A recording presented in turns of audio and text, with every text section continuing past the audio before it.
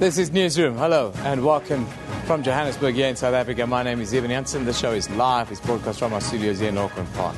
We're also streaming live on YouTube right now with our entire show available on our YouTube channel on demand. Now, on the show today, we'll be live in Lesotho for the opening of Parliament in that country shortly. Also an update before the final day of arguments in the Oscar Pistorius trial. We'll get an update on the war in Iraq that's now dragging Turkey and the Kurds. And finally, we'll speak to the author, or British best-selling author, Graham Hancock, who's in South Africa for a little visit. But first, let's get the day's news from Anine Dormal.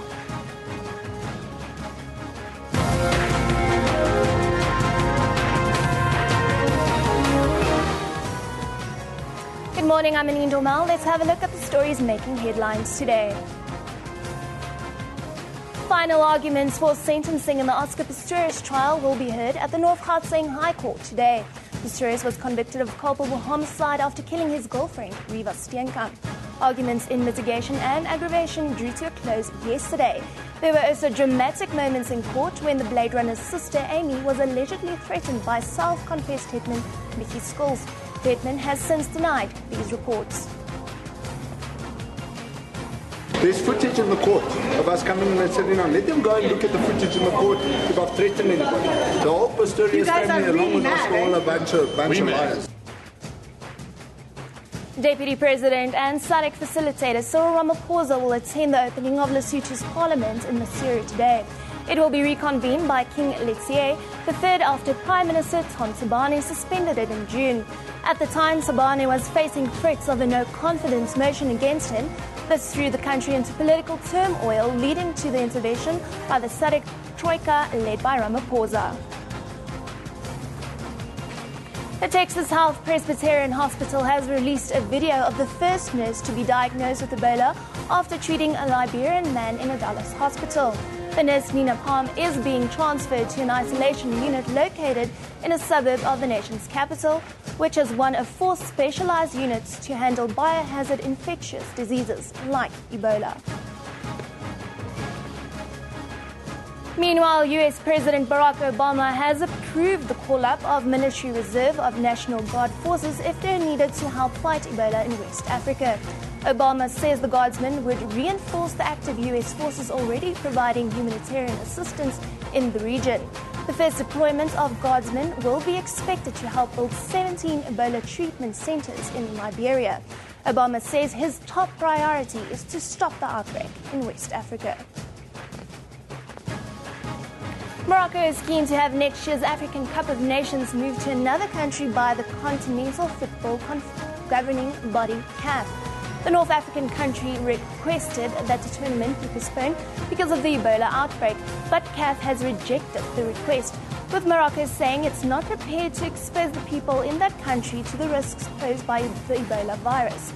South Africa might again be called to step in. SAFA officials have refused to comment, but are aware the country might step in to host either next year's tournaments or the one 2 years later. Remember, these stories are available on our Facebook page. You can also follow us on Twitter at SABC Newsroom. Evan, back to you.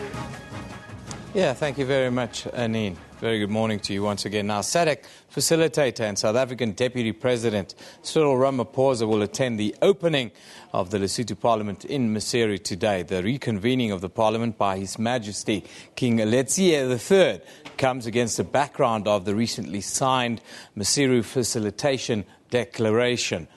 The Prime Minister Tom Tabane dissolved Parliament in June. In terms of the new declaration, the Parliament will be reopened to discuss the budget and matters related to holding of elections scheduled for the end of February next year. Now, Vuyo Mvoko, our contributing editor, is in Lesotho right now. He joins us live. Very good morning to you, Vuyo. Thank you for joining us. Good morning, Evan. Vuyo, a landmark day for Lesotho and the people. What's the mood like there right now, and what's the expectation? Well, it's probably more symbolic than anything else. It's a culmination of that process you alluded to, led by the facilitator, Deputy President Cyril Ramaphosa, on behalf of SADC. So today really is a show that all parties have indeed committed to this roadmap, and they are committing to that election in February. So the king is expected to give the all-important state of the nation. Obviously, he will be talking to that roadmap and emphasizing, I suppose, the importance of the parties committing to this process and seeing it through till the very end. Can you give us a little bit more detail, Vuyo, of what's in the Maseru Facilitation Declaration?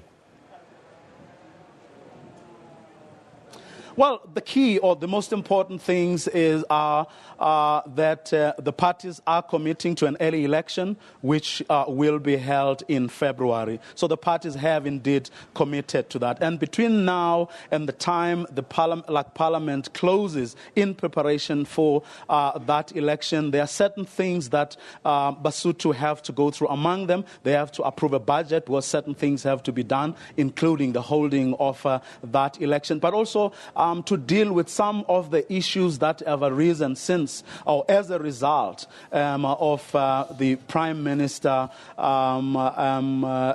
suspending parliamentary procedure. So all those issues and other burning issues that people, parties here believe belong in this period. In other words, if they need to iron out some constitutional matters, having learnt the lessons, the politics of coalitions and how the effect that they have had on the running of this democracy, they need to deal with those issues in the next couple of months, and after that prepare for that election. Well, this is an important day for Lesotho, but it's also an important day for SADC. Just who of the SADC dignitaries are there, have they arrived, and also who will be representing South Africa?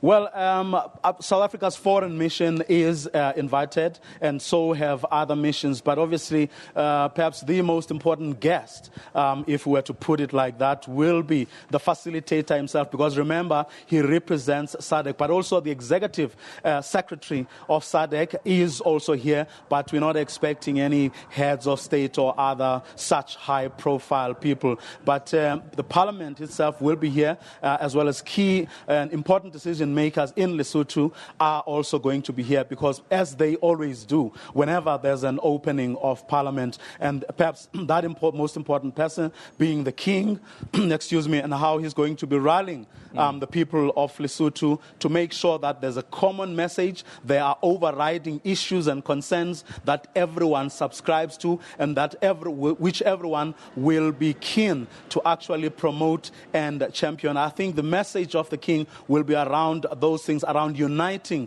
the Basotho to make sure that they rally and unite around a common project in the next couple of months until that all-important election is held in February. Vuyo Mvoka, our contributing editor, thank you for that contribution. Vuyo, of course, will keep us updated throughout the rest of the day, how things develop in Lesotho. I can tell you King Letsie III is expected to address Parliament at around 10:30 this morning. Hopefully we'll be there live. We'll be broadcasting from there live, and you'll be able to watch it if there's maybe a break in the Oscar Pistorius trial, which will be going live shortly after 9:30 this morning. However, dealing with the Oscar trial, self-confessed killer Mike Schultz has allegedly threatened Oscar Pistorius' sister Amy during sentencing procedures at the High Court in Pretoria. That was yesterday. The incident happened when Schultz and his friend sat in the front row of court, which is designated for family members. There have been reports that Pistorius had also been threatened and was escorted in and out of the court by the police. Schultz, who admitted to killing mining magnate Brett Kebble, allegedly swore at Amy Pistorius, which left her visibly shaken. Apparently, the hitman had complained about not having seating and situated himself next to the athlete's family. Pistorius allegedly told them that the bench was reserved for family members only, which angered Schultz. Pistorius and a family then asked for a police escort out of the courthouse. Schultz and his friends were removed from the court, and at this stage it's still unclear if they'll be allowed back in today. But let's find out from Griselda Lewis, who's standing by outside the North Gauteng High Court. Good morning, Griselda. A very good morning to you, Yeben. Crackerjack Day it was again yesterday, Griselda. What's the latest with the standoff between Mikey Schultz and company and the Pistorius family?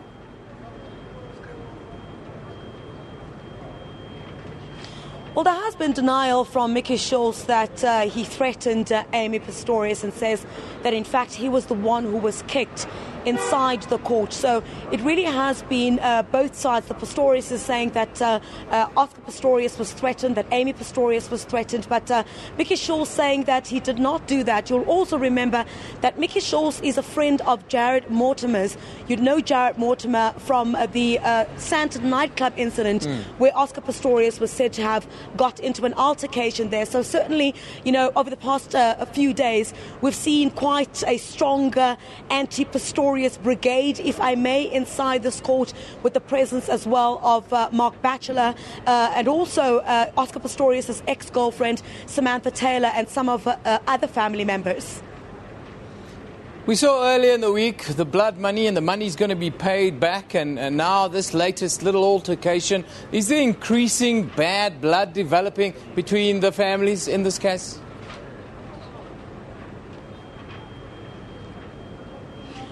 Well, I must point out, Urban, that certainly behind the scenes and when the cameras are off, what we saw earlier on this week is actually an embrace between Oscar Pistorius' uncle Arnold and Barry Steenkamp, but certainly no cameras were in that section. You know that there are a few cameras that are only monitoring the court inside.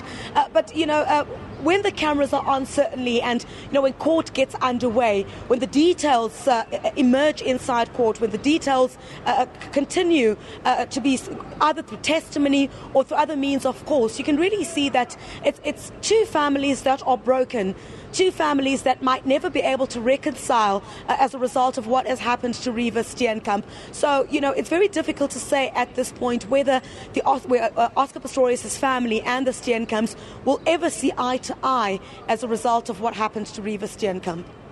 The expectation today, Griselda, are we going to wrap up things before close of business today?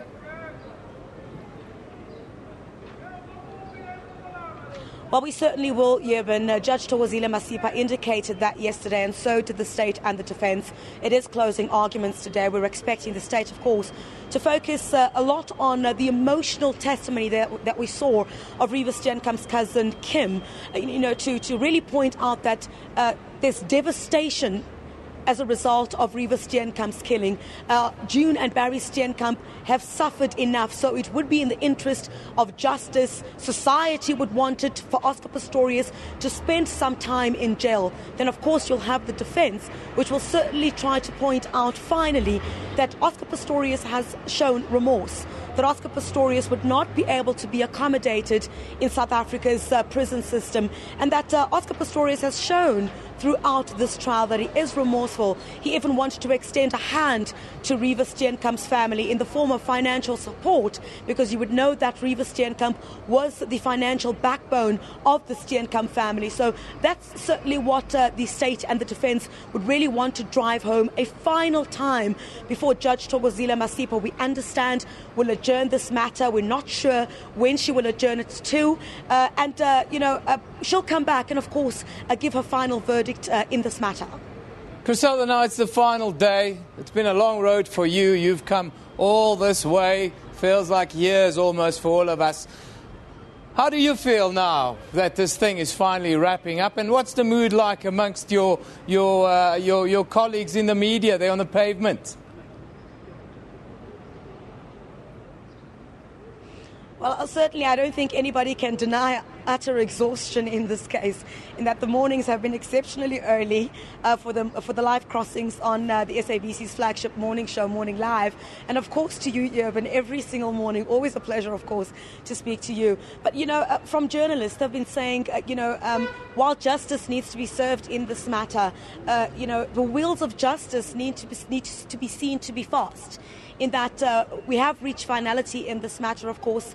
If the state decides that it's going to appeal this case, that's going to be another marathon run in the Oscar Pistorius trial. But a sigh of relief, I must say, from many of the journalists this morning who are hoping that, the state and the defence will finish this matter at least before 1 o'clock so that we're able to get some rest today. But, of course, all of that is up to Judge Thokozile Masipa. The hacks don't want to rest. They want to finish at 1 so they can go to the bars there in Pretoria. I tell you, Griselda, thank you for joining us. You guys deserve a well-earned rest. You've done a super job. That's Griselda Lewis telling us what a long, hard slog it's been to get to this point. It's been for an entire nation and the wider world one of the most shocking cases in recent history, certainly in our country. We move on. Abroad now, this week, Turkey brought a 2-year-long peace process with Kurdistan to an end when they targeted the Kurdistan Workers' Party and not the Islamist militants fighting for control of Kobani in Syria. The move added to tensions between the key U.S. coalition partner and the party. Currently, ISIS still controls nearly a third of the predominantly Kurdish town where the battle continues to rage right now, despite more than 2 weeks of airstrikes by the coalition. Recently, the People's Confederation of Kurdistan said that Turkey is treating injured ISIS members. Now, to talk to us about these recent developments there, we are joined in our Cape Town studio by the spokesperson of the People's Confederation of Kurdistan, Mr. Roj Velat. A very good morning to you, sir. Thank you for joining us. Good morning. Thank you. How has Kurdistan and the PKK responded to the attacks from Turkey? Well, Turkey, as you know, as you said also, there has been a 2 years ceasefire in Turkey, but within these 2 years, Turkey also have supported ISIS gangs to attack against the Kurds in Syria and north of Iraq. So as a result of that, we have called, as a KCK, we have called upon on the people, Kurdish people and democratic forces to protest, to carry out peaceful protest against ISIS terrorists and Turkish state for to support the ISIS terrorists. Now, you accuse Turkey of treating ISIS members that are injured in the conflict. Do you have evidence of this, and why would Turkey then do this? Yes, not only giving this, we have said more than that. Turkey have been supporting both al-Nusra and ISIS terrorists against the Kurdish people militarily, logistically, for a long time now, for the last 2 years. There are a lot of eyewitnesses, videos, photos. Yes, there are a lot of evidences. And we have been telling this for the last 2 years. This is not something new. Turkey and other countries still call the PKK a terrorist organization after calls for the removal of the PKK from the EU's list of terrorist organizations. What is your response to this? Well, labeling the Kurdish people and its freedom struggle as a terrorism, it's nonsense. Kurdish people are having a freedom struggle for their natural rights. The South African people knows that better than everyone else. Once Mandela, ANC were terrorists as well. All these are political and economical, based on the political and economical benefits. Millions of people cannot be terrorists. That's nonsense. Can you tell us how this battle, how this war is affecting the lives of the Kurdish people and other people in the region? Well, Kurdish people have nothing to lose. Of course, we do not want, as a Kurds, we do not want anyone to lose their lives, anyone to destroy their lives at all. However, for the last 200 years, our lives as a Kurdish people have been destroyed. Our language, our history, our culture, our social lives have been destroyed and denied. So this battle only unifying us and gives us courage to resist against the colonialist powers. Now, we've seen airstrikes against ISIS, and they've caused destruction for the last couple of years now. Are they simply too strong, ISIS, for the coalition? It seems as if it's not working. Well, ISIS is not strong. Matter of fact, ISIS is carrying out a proxy war on behalf of some regional forces and international forces. The only solution is to develop a democracy in the region. If we cannot be able to develop a democracy in the region, of course, the ISIS will continue to be strong in the region. Finally, so what do you think will bring an end to the fighting, and will it be any time soon? Well, Kurdish issue is a social issue and can only be solved through peaceful democratic means and dialogue, of course.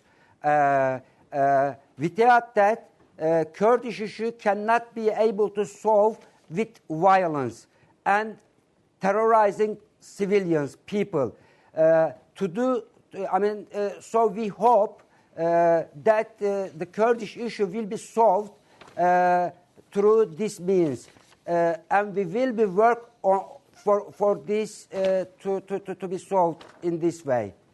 Thank you very much for joining us. That's the spokesperson of the People's Confederation of Kurdistan, Mr. Roj Velat, who joined us live from Cape Town on the continuing conflict in northern Iraq that affects Turkey and Kurdistan now. But let's take a look now at the front pages from around the globe. What else is going on the international front? The focus mostly on the Ebola outbreak today. The International New York Times looking at the exceptional work volunteer healthcare workers are doing in West Africa. Then papers in France also looking at the story of President Barack Obama, who has authorized a call-up of the National Guard and additional military reservists for active duty in case they're needed to address the humanitarian crisis that's resulted from the Ebola outbreak in West Africa. And then we move down under. In Australia, papers are reporting that the world is failing to contain the virus at this stage. Very worrying indeed, if you believe what they write in Australia. Let's take a look quickly at what you are talking about on social media today. At SABC Newsroom, that's where we live. John Hammond says, got a taste of desert living last night. Sandstorm. Yes, there's a massive sandstorm here in South Africa. The sandstorm experience was too spooky for me. And what a wonderful picture you have there of the city of Bloemfontein. There we have as the sandstorm approaches in. Looks a little bit like the desert. Wow, look at that. Sandstorm coming from Potchefstroom yesterday. Can you believe it? In South Africa. What a wonderful sight it is. Of course, must have been a little bit different if you were there. Thanks a lot. Right after I clean my house, says Madeline Kurtzen. Unfortunately, Madeline, it's not an everyday occurrence. Something that lasts a whole day. There you have another picture. I think that might be Soweto. Yes, sandstorm in Bloemfontein. Yes, there you have it. The city of roses there, covered in shades of orange as the sandstorm moved in there. We're going to take a short little break. We'll have a fantastic, best-selling British author right after a short little break. You're watching Newsroom on SABC News.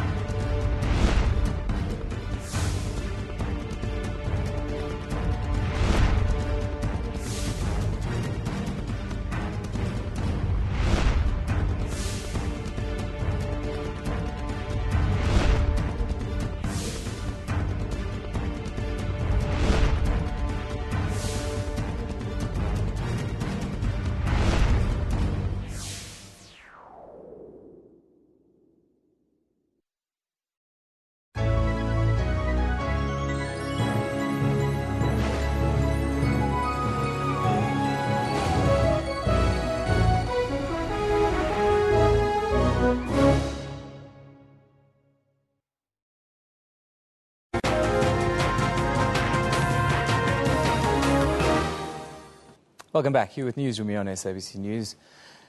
Now, Graham Hancock, best-selling British investigative author of titles like Fingerprints of the Gods, Underworld and Supernatural, is currently in South Africa for his soon-to-be-published Magicians of the Gods tour, sharing his radical theories and philosophy on life and life thereafter. His books have sold more than 5 million copies worldwide and explore controversial theories about ancient civilization, human consciousness, basically challenging history as we know it. He joins us in studio today. Very good morning to you, sir. Hi, good morning. And thank you for joining us. It's fantastic to have you with us. The story we've been told as humanity, is it true? I think we're missing an episode. That's the problem. We're given a kind of straight line process from, cavemen through the agricultural revolution, the Neolithic, into the first cities, and onwards to, smart old us today. I think what's missing from the picture is a lost civilization. I think that at the time that we've been taught was the Stone Age, during the last Ice Age, more than 12,000 years ago, there was an advanced civilization on this planet. It's remembered in many myths and traditions all around the world, but it's not been taken seriously enough by academic historians. And I've made it my business over the last 25 years to draw attention to the evidence that supports the notion that we have lost a whole episode of advanced civilization from our story, and we need to know about that. Why then is this information continually being rejected by mainstream science, for lack of a better word, and why do they put you so far on the outside of the story? It's very normal when you have a paradigm, when you have a reference frame, for academics to be invested in that reference frame. I mean, there was a time when it was believed, that the sun went round the earth, and those who said that the earth went round the sun were considered to be insane. But as the scientific knowledge progressed, it began to be understood that the earth does indeed go round the sun, not the other way around, even though it seems like the sun goes round the earth when you watch it rise and set during the course of the day. So, what is taken to be true is often only a reference frame, and what's needed is an accumulation of evidence that overwhelms the existing reference frame. And that's what I and quite a number of other colleagues have been trying to do over the last 25 years, is to bring new evidence into the picture to show that the Great Sphinx of Giza is much older than 2500 BC. For example, to show there have been many recent discoveries which have been made by mainstream archaeology, and I'll be talking about this in my conferences in Johannesburg and Cape Town. For example, Göbekli Tepe in Turkey, a series of gigantic megalithic stone circles that were deliberately buried 10,000 years ago and made 2,000 years before that by unknown people. We don't know who made them. Nobody's supposed to have had that technology. A pyramid in Indonesia, which is more than 20,000 years old, currently being excavated, and evidence for a gigantic cataclysm 12,980 years ago that was big enough to lose a whole civilization from the record. This kind of information, though, is widely available today for everyone to see that how our history is a whole lot different than what we've been told. The human condition, then, is it such that we want to believe the fairy tales that we've been told that make us feel safe and comfortable in our homes? I think that we have a tendency in our culture today to believe in experts. We have a cult of the expert. And the problem with experts is that they're very specialized and narrowly focused on their particular area. And really, to get to grips with the past, you need to not specialize. You need to be prepared to take archaeology into account, to take astronomy into account, to take geology into account, all of these factors. And there's not enough cross-referencing amongst the experts. There's a need for a more general approach, and I've tried to bring that to the table. What are your views on the very popular ancient alien theories that are doing the rounds on mainstream, in almost mainstream media today? I don't feel that I need aliens in order to explain any of the mysteries that I've confronted. I've spent the last quarter of a century visiting just about all of the mysterious ancient sites around the world. I've climbed the Great Pyramid of Giza 5 times, for example, and been inside every corridor and passageway. What I need is a higher level of civilization than historians attribute to the culture that made those monuments. I think the best explanation is a lost human civilization, Atlantis, by any other name, rather than saying, aliens did it. We don't understand it, therefore aliens did it. I think that's lazy. I think that's too easy. And I come from a place of really detailed investigation of this subject. I'm not against aliens. I'm sure the universe is filled with life, but I don't need them to explain the Great Pyramid. Consciousness. Let's talk about that then. The greatest mystery of science. Absolutely. What do you see as the true nature of consciousness then? Well, actually, we don't know what consciousness is. I mean, you know you have it. I know I have it. And in some way it's associated with our brains. There's a view in mainstream science that consciousness is generated by the brain, made by the brain. But maybe the relationship of consciousness to the brain is more like the relationship of a TV signal to a TV set. Maybe consciousness is manifesting through the brain rather than made by the brain. And if we accept that model, which many leading researchers are investigating now, then we can understand things like life after death, reincarnation, telepathy. All of these so-called mysterious fringe phenomena become interesting if we change our view on consciousness. Finally want to ask you about your time in South Africa. Is it your first time, and what can people expect of your visit here in South Africa? I've been lucky enough to come to South Africa many times. I've done detailed research, for example, into the rock art of the Drakensberg and the Cederberg.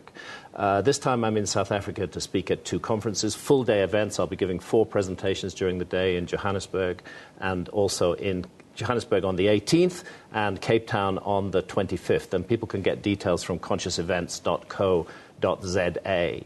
I'm also doing research here. There are many ancient mysteries in this country, and in the gap between my 2 conferences in Johannesburg and Cape Town, I'm going to be on the road looking into those mysteries and adding them to the dossier of evidence that I'll present in my forthcoming book.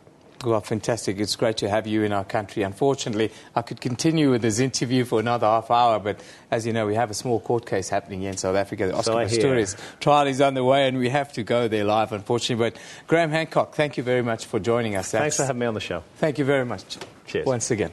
Well, absolute treat that was this morning. Consciousnessevents.co.za. That's where you should go to and have a look at conscious events, and how you can interact with it. Let's go now to the North Gauteng High Court, where Oscar Pistorius' sentencing procedures will hopefully conclude today. My lady, that against that it is so necessary to carefully look at the facts as found by the court to try and understand in the context of this tragic event what should be suitable as a punishment and what not. And I can place unconditionally on record, it was asked to Mrs. Vergeer, but I place on record that there is an absolute acceptance by the accused of the judgment. It is on that basis that we argue mitigation. But what is important if one has regard to the judgment, and I understand everything must be read in context, but it's there and I need to highlight this. It is at pages 3326 and onwards. I would just read a short passage where it says, in the present case, on his own version, the accused suspected that an intruder had entered his house through the bathroom window. His version was that he genuinely, though erroneously, believed that his life and that of the deceased was in danger. There is nothing in the evidence to suggest that this belief was not honestly entertained. And further, at page 3347, where the court repeated this by saying, from the above, it cannot be said that the accused did not entertain a genuine belief that there was an intruder in the toilet who posed a threat to him. And then at page 3334, coming to the culpable homicide, very correctly, I believe the court found that I'm of the view that the accused acted too hastily and used excessive force. And at page 3328, the court found clearly he did not, and I'm just reading one part that's important, he did not subjectively foresee that he would kill the person behind the door and then, importantly, let alone the deceased, as he thought she was in the bedroom at the time. Now, my lady, honourable members of this court, I have no doubt that the state would present you with cases to tell you about deterrence, to tell you about retribution, and the triad of punishment. And in the process, and we all understand the difficulty to absolutely follow cases because the facts are very different. But there was mention made of the Jup case. That's quite well published. And I was thinking to myself that maybe we must just remember, although it was also negligence there, the people getting in the car there and racing down a busy street and ultimately killing 4 little kids, they consciously acted unlawfully. They knew they could not race cars in a street. They consciously acted unlawfully. If you looked at the facts in this case, there was no... The unlawful act is one thing because it's objective standards, but the accused did not consciously act unlawfully, and it's an important factor in the consideration of sentence. It is also so important, my lady, that when you look at the excessive force used by the accused, the negligent conduct, yes, of course there's a high degree of negligence when you fire shots into a door when there's someone behind. No one can dispute that, but we cannot isolate it. Is it just someone walking to the door, thinking there's an intruder and recklessly firing shots into the door? Or is it a compromised person reacting excessively? Yes, it was, my lady. It's not what we are saying. It's the evidence of a highly regarded independent psychologist, Professor Scholes. It was the evidence in context by Professor Derman. It's the evidence by Professor Foster, and that must also be read with the evidence of Dr. Hartzenberg. Factually, whatever way we see it, the accused actions were to some extent dominated by vulnerability and anxiety. And that's very different from a person walking to a door, thinking there's an intruder, and firing shots into a door. It's a compromised person doing that.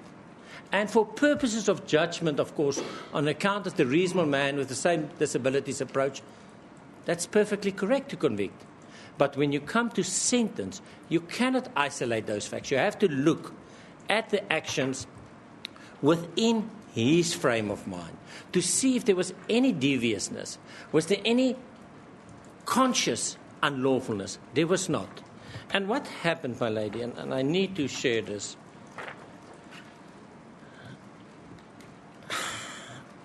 On the bus here from the train station 2 or 3 days ago, I was approached by, I think, an attorney had a briefcase. I don't want to say anything more because I don't know the man. And he said to me, Mr. Roux, have you ever read the book Ubuntu and the Law? And unfortunately, I did not. And I said, well, I did not. He said, maybe you must go and read the book. And I went back from court and we bought the book and I read through it. And it changed the perspective. And I was thinking to myself about the principles. And we referred to case law, sanctioning the principle. But I was trying to make out for myself, what is Ubuntu? What does it mean, humanity? What does it mean, humanity within society? And all the descriptions and absolute correct definitions by Justice Yvonne Magoro on what it is and why that should form part of our legal system. And I was thinking back to try and find a situation that would explain it to me. And I was thinking of a person stealing a goat from another person. And you can do two things. You can take that person and put him in jail now for 2, 3, 5 years, 1 year, whatever. That's not how I understand Ubuntu. I'm not saying there are not cases where whatever you do, you cannot escape a custodial sentence. I'm simply dealing with the principle. And what it says to me, how Ubuntu worked and must still work, is in this way.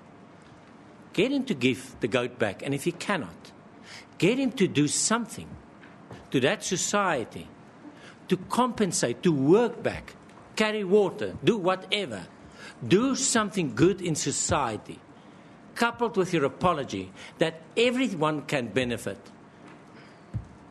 The victim, the family, and the restorative justice principle that could not be separated from rehabilitation, where that person stealing the goat is back in that community, he pays the price in a very correct and restorative way.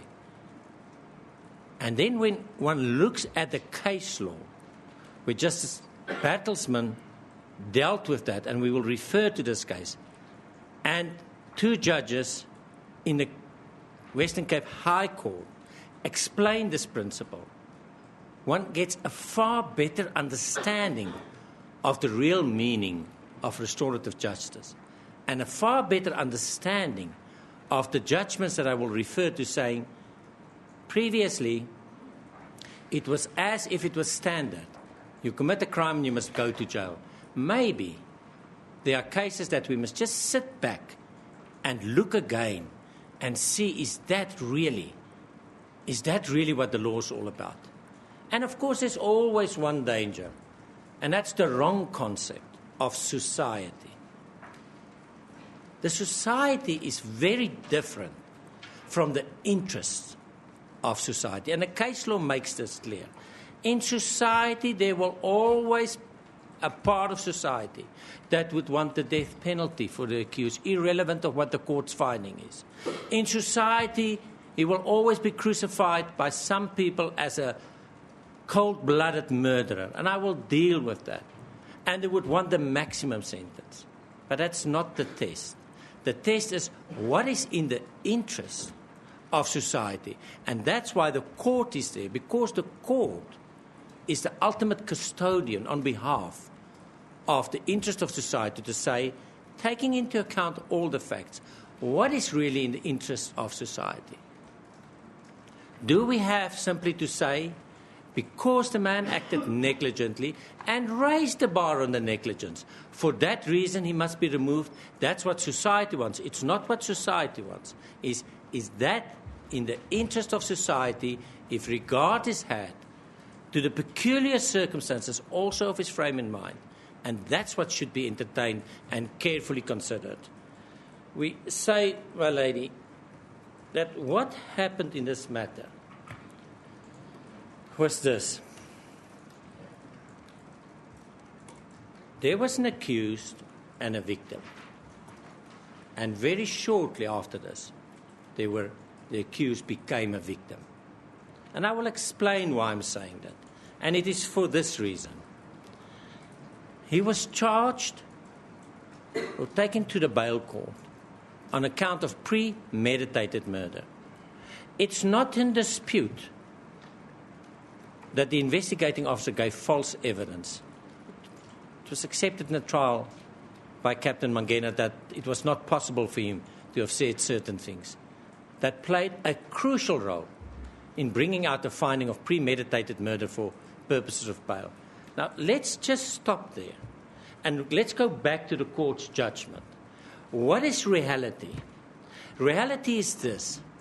We have a man that negligently, in an anxious and vulnerable frame of mind, caused the death of a person that he loves. Can we dispute the relationship? Can we dispute how he felt about it? It's easy. We just have to look at the expert evidence. There is not a single witness refuting what Professor Scholes was saying about how the accused felt not only about the deceased, but how he experienced the death, the severe emotions. It was confirmed by, he was objective, independent. It was confirmed by Ms. van Schalkwyk, who had nothing to do with the accused team, who was in fact appointed by the police to say, insofar as you're saying that he was just standing there and not feeling, that's not true. These are the emotions, extreme emotions. His feelings for Ms. Steenkamp, his feelings for the pain caused to the parents. That was the theme of her evidence. That was confirmed in the evidence of Dr. Foster, Professor Foster. That was confirmed in the evidence of Dr. Hatzenberg, saying some sessions, there was no talking. There was no therapy in a way that we know it. It was weeping and I was holding him. That's all I could do. Those extreme emotions suffered by a person of the accused are not in dispute. There are expert witnesses confirming it.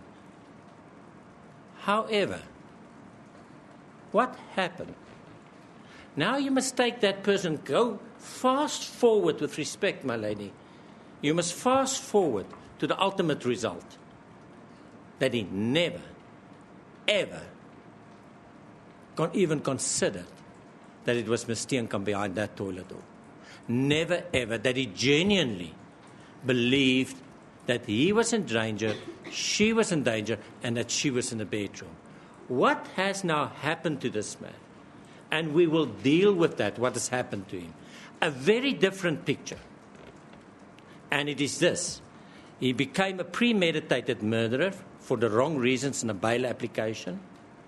Some of the members of the media, ably assisted by the social media, started with the wildest speculations. We will deal with that. How he crushed her head with a cricket bat. How he murdered her because he was under the influence of alcohol and steroids, roid rage, and so on, and so on. How he was taking acting lessons when he was genuinely highly emotional to come and pretend that he had feelings. That is what he was subjected to. I was thinking to myself, ever in the history of our law, and I don't believe in any country, have I seen an unfair attack.